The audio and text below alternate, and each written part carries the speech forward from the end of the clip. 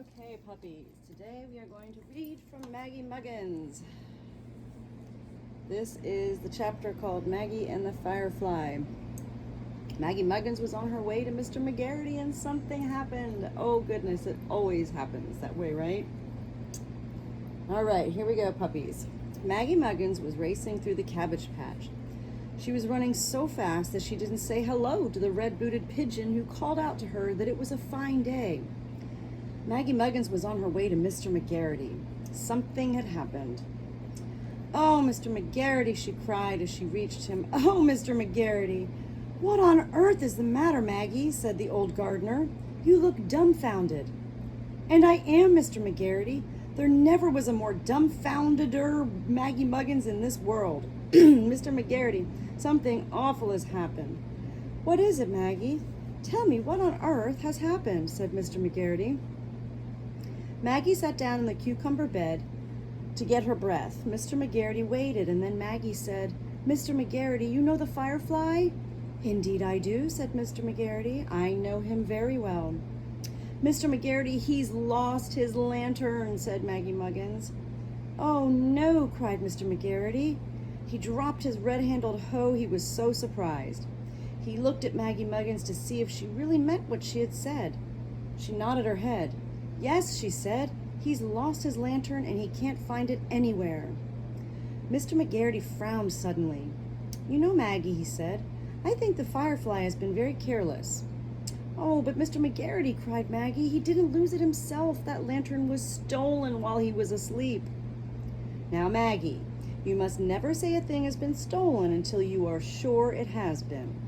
And as I look at this, I can't believe anyone would be mean enough to steal a lantern from a firefly. A firefly without a lantern well, he isn't a firefly at all. He's just a fly." Maggie nodded her head sadly. "I know that, Mr. McGarity, and that's just what the firefly is now. He's just a fly. He has no light, Mr. McGarity. His heart is broken. It's breaking under the hollyhocks. You can hear it breaking, Mr. McGarity. It's going crack, crack, crack." "Did you hear it, Maggie?" asked the old man. Maggie nodded her head again. "Yes, I did," she said. "That's how I came to find out about the lantern. I was hopping along by the hollyhocks, Mr. McGarity, when all of a sudden I heard this crack, crack, crack, and I stopped because I thought I must be hopping on glass.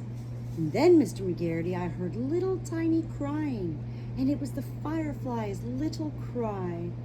"He's so small he'd cry with a little cry," said Mr. McGarity. "Yes," said Maggie, "and I looked around to see who it was, and at first I couldn't see anyone. And then I saw his tears. I thought they were dewdrops on the hollyhocks, and then I knew they were tears." "And you looked inside a hollyhock blossom?" asked Mr. McGarity. "Yes," answered Maggie, "and inside that red blossom, Mr. McGarity, was that little firefly breaking his heart." "And what did you do, Maggie?" said the old gardener. "I said, 'What's the matter, Firefly?' And he said, 'I've lost my lantern.' At first I just couldn't believe, and I looked for his light, but it was gone. I hunted for it. I looked in every hollyhock flower. Mr. McGarity, we've got to make a new lantern for that firefly." Mr. McGarity agreed, but he didn't know how to go about it. He had never tried to make a lantern for a firefly, but he began to think about it. Maggie watched his face changing with his thoughts. At last she saw it brighten. She knew he had struck on some sort of an idea. "Maggie," he said, "perhaps if you glued a bit of shining glass to his tail, it might serve as a lantern. Glass picks up light." "Yes," said Maggie, "it does. I'll try it, Mr. McGarity."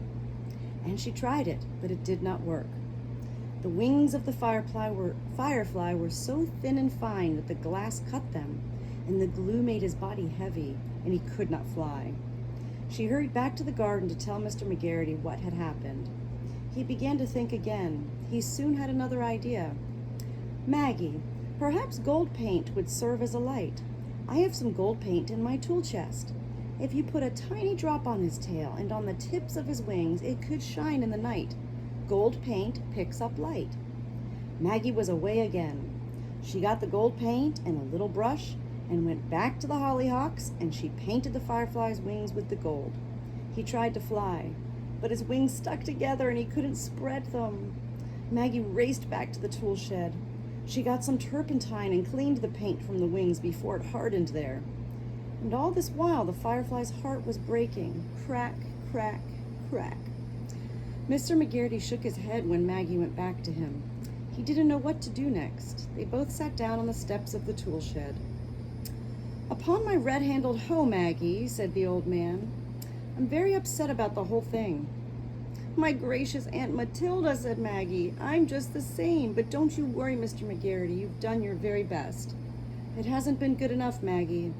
"It's better than I did, though," said Maggie. "I haven't thought of a thing. I've tried all the things you've thought up, but I haven't thought anything." "Dear me," sighed Mr. McGarity. "Dear me, too," sighed Maggie Muggins. And they sat there quietly for a few minutes. Then Mr. McGarity jumped to his feet and cried out, "Maggie Muggins!" "What, Mr. McGarity? What?" cried Maggie Muggins, jumping to her feet too. "Maggie, we've been very stupid. We've been trying to make a new lantern for the firefly when all the time we should have been looking for the old one." "But I did look for the old one, sir. Don't you remember I looked in every hollyhock flower?" "Yes, I remember that," said Mr. McGarity. "But that's the only place you looked. You looked there because you thought that the firefly had mislaid the lantern somewhere himself. We should be looking for someone who might have carried the lantern away while he was sleeping." "Yes," said Maggie, and she wrinkled her brow. "Now who might that someone be?" "That's what we've got to think of now," said Mr. McGarity. "It wouldn't be the cat," said Maggie, "because a cat doesn't need a lantern. Cats can see at night." "That's what we've been told anyway. I don't think it was a cat." "Do you think it might be the speckled hen?" Mr. McGarity asked of Maggie. "No," said the little girl, "and I'll tell you the because why. The speckled hen sits on her roost at night and sleeps. She wouldn't have any use for a lantern." Mr. McGarity nodded. He knew Maggie was right. "Maggie, perhaps you can think of someone who might have use for a lantern at night." Maggie thought, and she squealed suddenly. Yes, I can.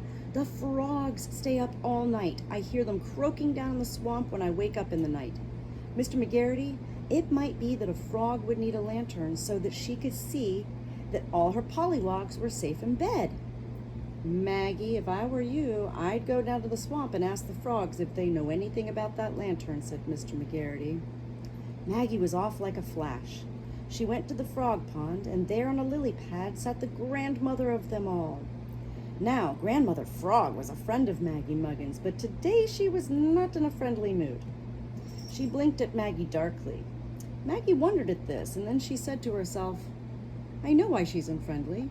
She doesn't want me to ask her any questions about that lantern. She's trying to hide something from me."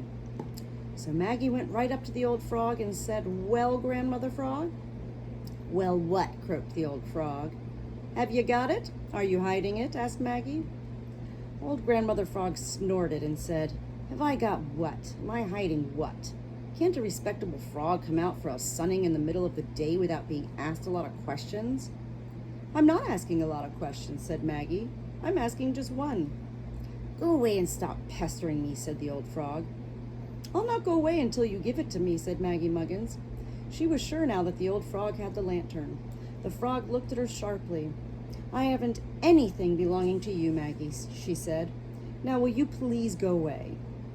"Grandmother Frog, I didn't say you had anything belonging to me," said Maggie. "Will you please tell me what you're talking about and then run off? I'm tired. I came out here to rest," said the old frog, "and I don't like being disturbed." "I'm talking about the firefly's lantern. I want it back," said Maggie Muggins. "The firefly's lantern," said the old lady.